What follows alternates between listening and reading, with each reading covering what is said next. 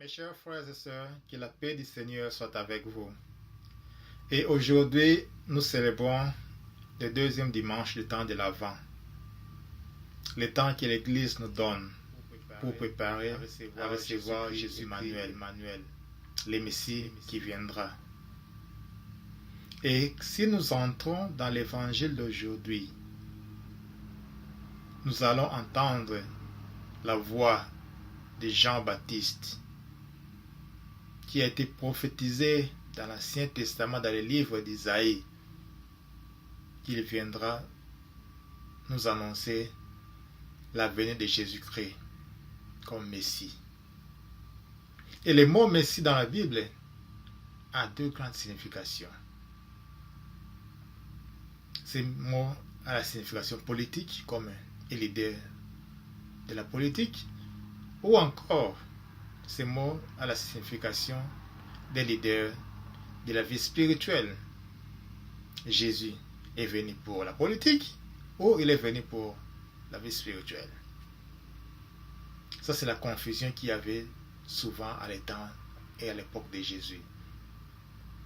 C'est pourquoi chaque fois qu'il guérissait quelqu'un, il leur demandait de ne pas annoncer à d'autres, de peur que les gens puissent les confondre à un leader politique qui vient chercher des postes et libérer tout le monde.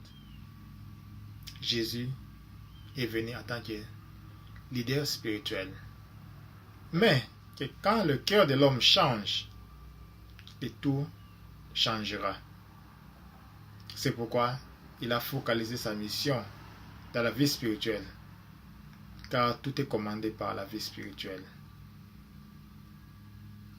C'est pourquoi aujourd'hui je vous recommande, mes chers frères et sœurs, de prendre avantage du temps que l'Église nous donne, car je sais que nous sommes très occupés par nos occupations quotidiennes, le travail, la maison, les études.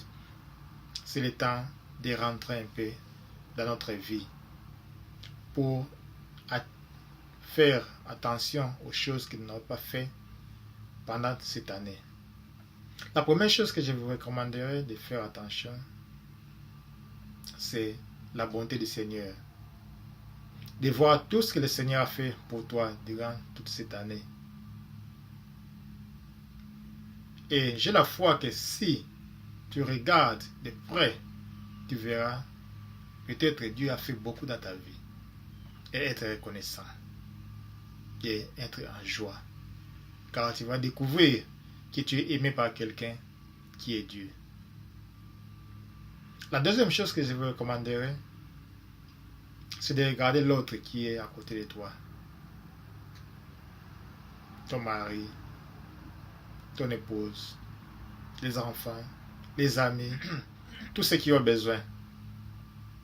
Et essayer de les assister si tu peux.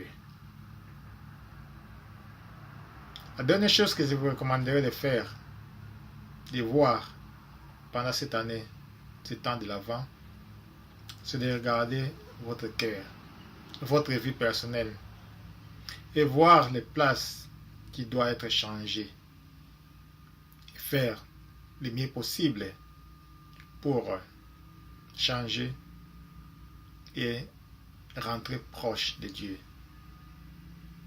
En regardant tous ces aspects, tu vas te préparer dans ton cœur à recevoir Jésus l'Emmanuel et le Messie qui viendra le jour de Noël, mais aussi celui qui viendra au dernier temps.